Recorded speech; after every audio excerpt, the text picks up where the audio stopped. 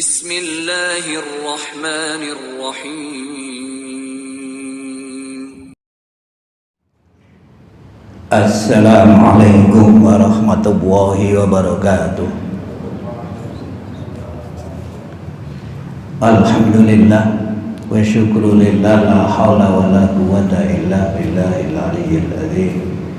Asyhadu an la ilaha illallah. Allahumma salli wa sallim wa barik ala nabiyyina Muhammadin wa ala alihi wa sahbihi ajma'in, amma ba'd. Para jamaah rahimakumullah, alhamdulillah kita bersyukur siang ini kita telah melaksanakan sholat duhur berjamaah di masjid di awal waktu. Sholat di awal waktu itu merupakan ibadah sholat yang dilaksanakan dengan memperoleh afdholnya, keutamaan, kecuali saat terik matahari sangat panas, bisa kita tunda. Dan memang begitu Nabi itu, supaya agak dingin, agak reda panasnya. Tapi itu panas di Medina itu, karena panas di Medina itu kalau sudah musim panas bulan Juni, lebih-lebih bulan Juli itu mencapai 50 derajat lebih, awal Agustus itu. Artinya cuaca ekstrim. Nah, kita di sini kan biasa-biasa saja, panas ya 40 lah kita di sini. Alhamdulillah. Mudah-mudahan sholat kita ini diterima oleh Allah, dan kita semua bisa memperoleh efek positifnya daripada sholat yang kita lakukan ini. Apa kata Al-Quran di dalam surat An-Nisa ayat 103 itu? A'udzu billahi minasyaitonir rajim. Fa idza qadaytumus sholata fadhkurullaha qiyaman wa qu'udan wa 'ala junubikum. Apabila sholat itu telah selesai dikerjakan, ditunaikan, maka tetap berzikirlah kepada Allah,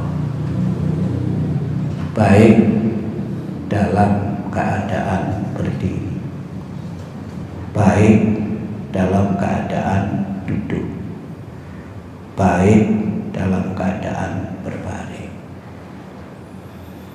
Jadi bukan kemudian selesai sholat lalu tidak ingat lagi, tidak berzikir lagi kepada Allah, tidak seperti itu. Karena intinya sholat itu dzikrullah. Aqimis sholata li dzikri, dirikan sholat supaya kamu bisa senantiasa mengingat aku. Dan sudah pernah kita sampaikan, sholat itu kan yunaji Rabbah, orang itu bermunajat kepada Allah. Bermunajat itu ya kita menyampaikan apa-apa yang memang menurut kita sampaikan kepada Allah. Keluhan kita, curhat kita, itu ampunan kita, itu pernyataan kita, semuanya lah itu. Dan munajat itu berdialog secara langsung dalam keadaan sangat dekat, itu namanya munajat. Maka digambarkan saat munajat itu Allah ada di depan. Dengan begitu sholat ini memiliki efek positif. Berikutnya apa? Tanha 'anil fahsya'i wal munkar. Karena kita selalu berzikir kepada Allah, ingat kepada Allah. Kalau kita berbuat salah, itu kita akan segera, seperti yang ditegaskan di dalam surat Ali Imran 135 itu, idza fa'alu fahisatan aw dzalamu anfusahum dzakarullaha fastaghfaru lidzunubihim Kalau tahu berbuat salah itu segera ingat kepada Allah. Karena apa? Karena memang ingat itu terus menerus. Sehingga kemudian segera beristighfar. Maka istighfar itu bisa dilakukan segera, secepatnya, tidak menunggu nanti, tidak menunggu besok. Wasari'u ila maghfiratin mir rabbikum, segera. Mudah-mudahan kalau kita ini bisa punya kekuatan untuk senantiasa mengendalikan diri kita dari perbuatan fahsya dan mungkar, maka kita akan senantiasa berkeinginan mengamalkan amal-amal yang baik. Dan itu nanti dampaknya akan kembali pada kehidupan kita. Karena sesungguhnya orang yang berbuat baik itu yang baik terhadap dirinya sendiri. Orang yang dolim itu yang dolim terhadap dirinya sendiri. Balasannya itu kembali kepada dirinya. Entah balasan itu besok di akhirat kelak, atau balasan dalam bentuk azab dan laknat di dunia ini. Bahkan tidak hanya ia mengamalkan amal-amal baik, memperhatikan amal-amal utama, diupayakan itu bisa dilakukan. Nah, ini akan kita sampaikan salah satu hadis tentang amal-amal utama yang disampaikan oleh Rasulullah. Ada banyak hadisnya itu. Ini salah satu. Hadis dari sahabat Abdullah bin Khumsi Al-Kasami, diriwayatkan oleh Imam Abu Dawud hadis ini itu ya. Bismillahirrahmanirrahim. Anan Nabiya sallallahu alaihi wasallam su'ila. Nabi ditanya. Memang banyak yang tanya kepada Nabi itu, supaya tahu yang baik, yang lebih baik, yang dosa besar dan yang dosa kecil. Ayul aqali afdalu, amal-amal apa ya Nabi yang memiliki keutamaan, memiliki keafdolan? Afdol. Qala, Nabi bersabda, tulul qiyam, panjangnya berdiri saat sholat sunnah. Saat sholat sunnah. Di hadis yang lain dikatakan tulul qunuti, ya. Jadi panjang berdirinya. Berarti panjang berdirinya itu yang dibaca ya cukup panjang. Kalau toh ayat yang dibaca itu ayat yang mufassal, mufassal itu ayat yang pendek-pendek itu Pak, itu ya. Tuh, bab ayat itu dibagi tiga, ada namanya ashabut tiwal, ada al-masani, ada al-mufassal, begitu gitu. Kategori ulama Al-Quran. Ya cukup banyak ayatnya gitu. Bukan satu atau dua ayat. Lalu kita mau baca inna a'toina kal kautsar, kan sudah satu ayat itu. Beda panjang ayatnya dengan ashabut tiwal, 7 ayat yang panjang-panjang itu. Misalnya surat Al-Baqarah, ya rata-rata kan panjang. Salat sunnah ini kalau dikerjakan tidak dengan berjamaah. Bab kalau berjamaah itu standar yang jadi ukuran itu makmum. Ya, termasuk ya, panjenengan sholat di Masjid Al-Hidayah ini ya standar, karena panjenengan punya pekerjaan selain ini, setelah ini panjenengan punya aktivitas yang lain. Itu juga jadi pertimbangan. Ada orang sholat jadi imam, lama sahabat itu. Lalu ada yang wadul kepada Nabi, Nabi tadi saya sholat ikut imam sahabat ini, hampir saya tinggal waktu itu. Kenapa? Terlalu lama berdirinya. Sholat berjamaah, hanya ditegur sama Nabi itu. Jadi imam ulama itu juga ditegur oleh Nabi itu gitu Pak. Hadisnya ada itu, hadisnya itu. ditegur. Bahkan hadisnya itu ada di kitab Lu'lu' al-Marjan, itu ada itu hadis itu. Nabi menegur imam yang sangat lama itu. Sampai jamaahnya mau beranjak. Kenapa? Ya punya kesibukan, ya nggak mampu, ya macam-macam lah gitu. Kemampuan untuk lama itu enggak sama itu. Sebab menyebabkan dia nggak bisa lama itu juga tidak sama. Tapi secara umum sholat sunnah itu tulul qiyam, terutama sholat malam, terutama itu. Karena sholat malam itu waktunya kan los. Jumlah rakaatnya memang Nabi biasa itu, baik Ramadan maupun di luar Ramadan itu 11. Tapi Nabi kan tidak membatasi. Minimal 1, kan begitu. Minimal apa? 1, sholat witir saja itu. Nabi pernah sholat witir hanya 3 rakaat, tapi yang dibaca surat Al-Baqarah pada rakaat pertama. Dan kebetulan yang ikut sholat itu Ibnu Mas'ud. Yang cerita tentang begitu itu ya Ibnu Mas'ud. Ibnu Mas'ud yang ikut hampir-hampir, kata Ibnu Mas'ud, mau saya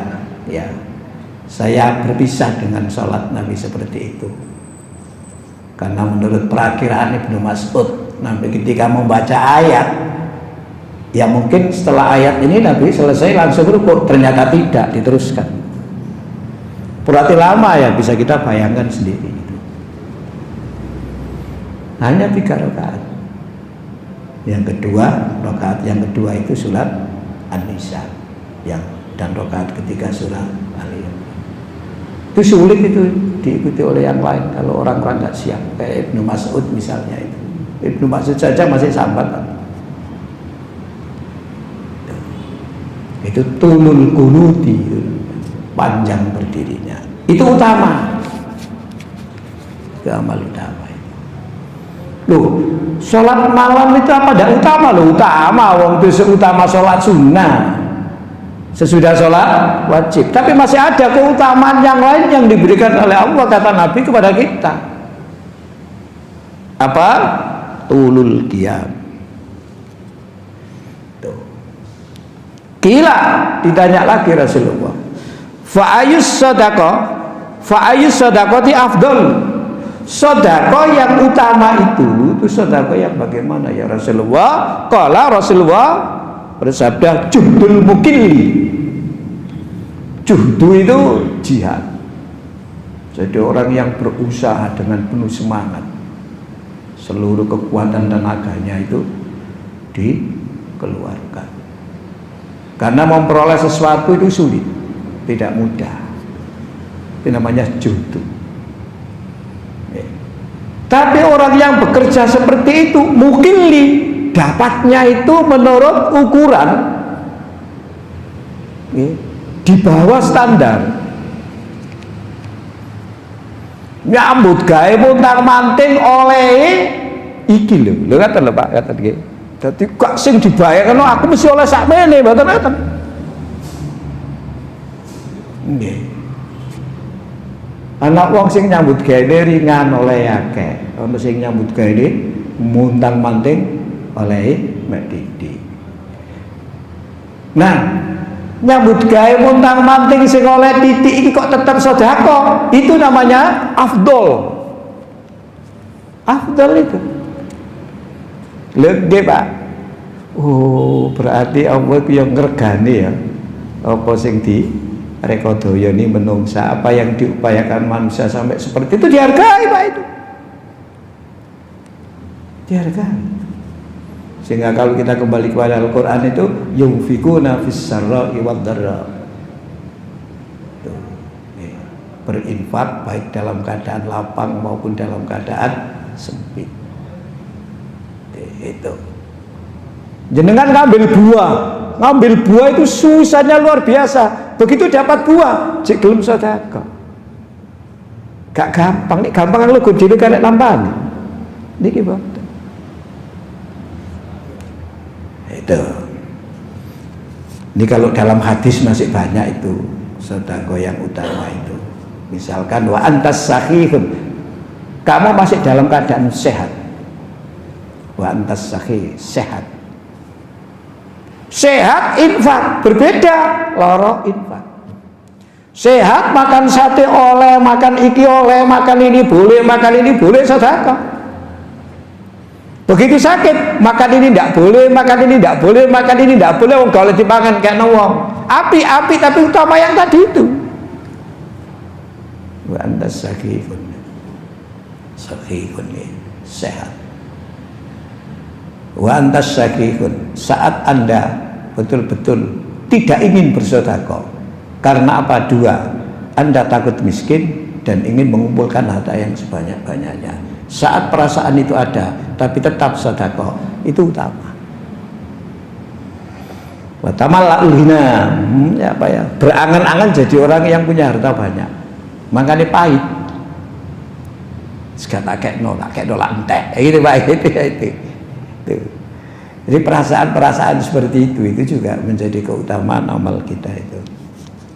Ya, dan kalau dari segi bentuk hartanya itu yang masih dicintai. Tuh. Ya. Lantana lul birra hatta tunfiqu mimma tuhibbun itu. Gila ditanya lagi fa'ayul hijrati afdhal, hijrah yang paling utama itu apa? Qala, Nabi bersabda, man hajara ma harrama Allahu alaihi, orang yang berhijrah dari apa yang Allah haramkan atasnya. Jadi meninggalkan yang haram itu hijrah menuju yang halal. Kalau bahasa Umar itu faraqat minal batil ilal haq, berpisah dari yang batil menuju hak. Itu yang kemudian dikenal dengan hijrahnya hati. Bukan hijrah berpindah dari satu tempat ke tempat yang lain. Kalau toh berpindah dari satu tempat ke tempat yang lain karena menghindarkan dari yang diharamkan oleh Allah, berarti bukan tempat semata-mata yang dinilai, tapi juga suasana di mana ia meninggalkan yang diharamkan menuju yang dihalalkan, itu yang dinilai menjadi amal utama. Oh, hijrah itu sudah utama. Ini lebih utama. Dan kalau hijrah berpindah dari satu tempat ke tempat yang lain, Nabi malah menegaskan la hijrah ba'dal fatahi. Setelah kota Mekah itu ditaklukkan, nggak terjadi lagi hijrah seperti yang terjadi sebelum kota Mekah ditaklukkan itu. Suasananya kan sudah aman. Itu, eksodus tidak ada. Tapi bukan berarti hijrah itu tidak ada. Maka kemudian hijrah itu digambarkan walakin jihadun wa niyatun. Jihad dan niat itu masih selalu harus ada. Artinya semangat, niat untuk meninggalkan yang tidak baik menuju yang baik gitu. Itu juga bagian daripada hijrah itu.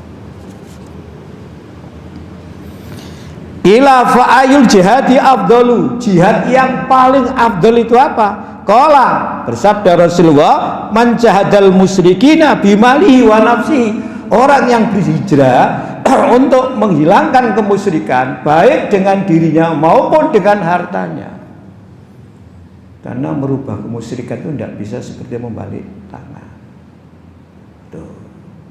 Itu harus melalui sebuah proses yang cukup panjang. Secara fisik bisa melelahkan itu. Secara anggaran bisa juga memerlukan biaya yang tidak sedikit. Oh iya itu. Kalau toh misalnya ada orang menyembah patung, patungnya kemudian dihancurkan, belum tentu kemusyrikan orang itu bisa hilang. Belum tentu. Uang ini bukan faktor patungnya. Nanti patung itu hilang, bisa berganti yang lain. Apalagi sekarang, kalau toh yang namanya berhala dalam bentuk patung dan macam-macam tidak ada, tapi ada berhala yang disebut dengan berhala kontemporer. Berarti kemusyrikan kan masih ada. Contohnya apa berhala kontemporer? Hidup dengan pandangan hedonisme. Hedonisme itu kan berhala kontemporer. Nah, jadi bagaimana kemusyrikannya ini yang dihilangkan itu. Gila ditanya lagi, fa'ayul qatlil asrafu, kematian yang sangat mulia di hadapan Allah itu bagaimana? Qala, Nabi bersabda, man uhriqa damuhu, siapapun yang ditumpahkan darahnya, wa ukira jawatuhu, dan terbunuh pula tunggangannya, kudanya. Itu orang perang zaman dulu. Wonge mati, kendaraane hancur. Karena perang dulu itu kan masing-masing mengendarai kendaraan, tidak seperti sekarang satu kendaraan bisa dikendarai oleh beberapa orang. Dulu unta ya satu orang, kuda ya satu orang, dulu tidak dua. Nih, yang biasa dinaiki 2 orang itu memang unta, sehingga sahabat Mu'adz bin Jabal itu pernah digonceng Rasulullah di belakang.